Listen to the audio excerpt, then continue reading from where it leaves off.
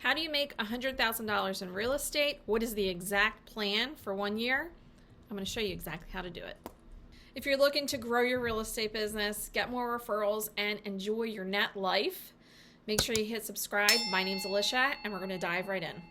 By the end of this video, we're going to lay out how to sell 24 homes in 1 year and net at least $100,000, the exact tactics to take, and where those sources of business are coming from. It's a one-page business plan, so it's something that you can do today. You see, the business plan is for 24 transactions, and I used a basis of an average of $250,000 price point, which brings your commission, if you do 24 transactions, to $100,000 or more net after taxes and after you're split with your company. But where do you actually get those clients, and what do you need to do that? In this plan, we're looking at 12 sellers from your sphere, 6 buyers from your sphere, and I would be doing 6 buyers and sellers from YouTube. So we're going to lay out exactly how to do that. We're going to start for where do you get the transactions from your sphere.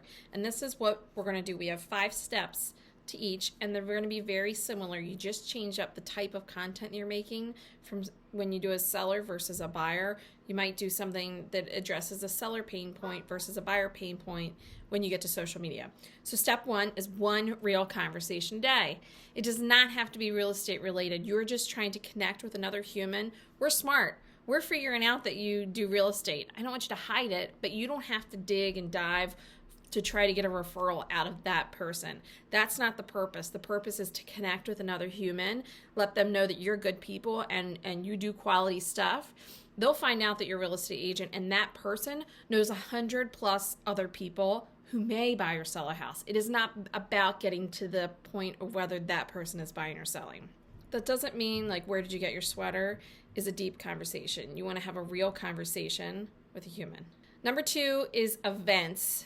2 events, either mobile where you deliver or you meet people outside, or a regular event when we open up a year where you get to see face-to-face in person with people or be able to connect with them. And what happens is you'll be there, but also people that you know in different aspects of your life will be there, and they're going to talk about you, and they're going to say, oh man, Alicia's so amazing, or yeah, I didn't know that you knew her from this. And they're going to reaffirm the good stuff about you, and you're going to get referrals from the client events. The 3rd step is your monthly communication and appreciation plan. And if you don't know what that is, I have a video that kind of maps out every single month. What are you doing to communicate with your people? Is it going to be an email, a card, an event, mapping it out on a plain? You can do it on a plain blank piece of paper, 1 through 12 months, and just simply, what do you do? You need to have it written out like that so you can space them out accordingly. Because if you kind of go through your years and you have slow periods, we look at that slow period and then we back it up 60, 90 days and say, okay, we need to add something in our client appreciation plan here so it bumps up our activity during the slow period. So it helps you correct. So makes it simple too. And then you don't use all this brain energy trying to figure out what you're going to do every month. 4 is either written notes, or I like to use send out cards. So people are getting something tangible in the mail from you that's heartfelt. Not drips, not postcards, something heartfelt from you. Number 5, and this is where you go from just a caring person and kind and being good and showing that you're quality to, I also know what I'm doing. So don't think that I'm just a nice person. Your evidence of success can go on social media, they can go in the mail, but you want them to be stories and also evidence where you've helped someone or that you know the market. So anything like a market update, and I'm not talking about a 10-minute video, I'm talking about a quick snippet in your Facebook stories, a quick snippet in your Instagram stories that shows that you're in charge of the market. You're in charge of following the market. 1 small stat. And what happens subconsciously is people see over and over and over again that you are saying stuff different than the average agent, which just does, this sold, I listed this. That's what the average agent is doing. And what you're going to do is you're going to dive into very specific, just small details like 10 houses with garages sold and they're 10% over market. You're going to focus on small details that no one else is. So if you have 3 waterfront homes that are over $1 million, you're going to put that. Guess how many waterfront homes sold in March? Or a little detail on how many homes have 4-car garages. Not a lot where I live. So that's interesting information that you can provide them. Right now in a hot market, if you find a neighborhood that gives seller contribution, you might want to say that. or a neighborhood that has an increased value by a higher percentage than the other area, you want to highlight that. You want to change it up between buyer and seller specific content by making things specifically a seller would care about or their pain point. So you might say something about check your hose bibs at a freezing temperature. When it gets to that, give them a reminder to check their hose bibs. That's someone who's currently living in a home and potentially might sell them. You might also post something about tips on how to buy and sell at the same time. That's very specific to what a seller would have. And then for the buyer side, if you want less of them, I want less of them, so I want 6. I'm going to post less about that. It's going to be very buyer specific. Maybe there are some down payment programs or neighborhoods that are offering seller contribution, and I see consistently that seller contribution is being offered, or maybe tips around winning their best offer. You want to hit their pain points, and the sellers and the buyers are going to be different. We don't want to just push things out. I just want real estate in general, because that's not how you grab people's attention. Those are 2 of the 3 lead sources that I would be working with if I started just from scratch. Let me know what the number of transactions you would be going for, or the net number of income that you'd want. The third one, if I was starting from scratch, would be YouTube, because it's controllable time.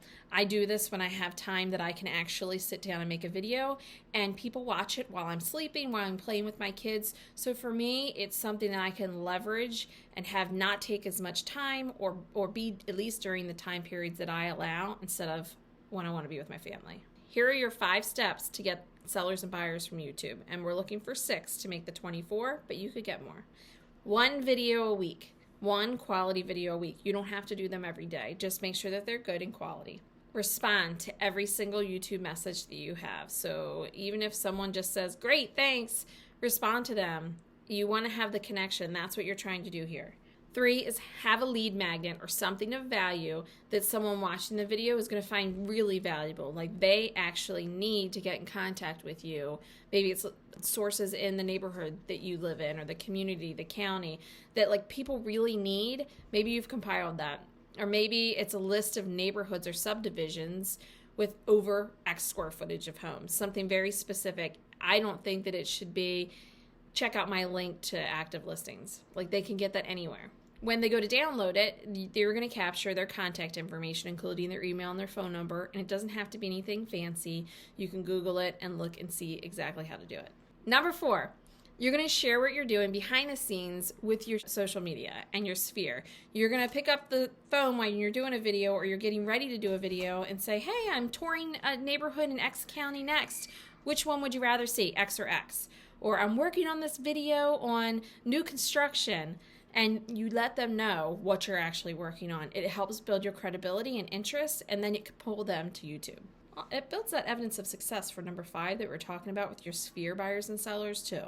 Number 5 is to interview and highlight people in your neighborhood and the neighborhoods in your zip code.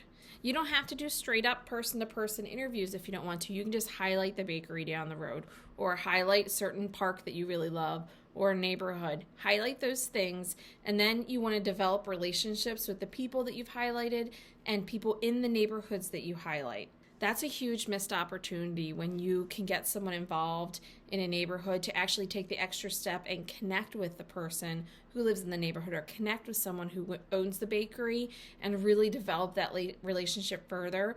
That's where maybe that person goes into your sphere now that owns the bakery, and now you're sending them cards and they're on your communication plan. Now you just took from someone from YouTube into your sphere, and now they're feeding each other, because that person is now going to share the YouTube video with their friends and family and their customers, and you're going to grow your sphere. You can sub out anything you want for this YouTube channel if you don't think that you want to do YouTube, but use the same tactics. They'll pretty much work in anything. Make the relationships, send cards, right, what you did for the sphere.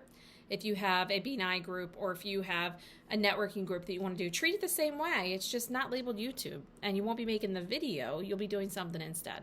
This just isn't me. I've seen people do time and time do this again. You don't need a lot of fancy stuff. This will get you to 100K if you don't need a paid CRM. And if you want to learn all about how to work your CRM and your database to get to the 100K, make sure you check out this video and hit the subscribe button so you can see all the videos in the future to help you build your business.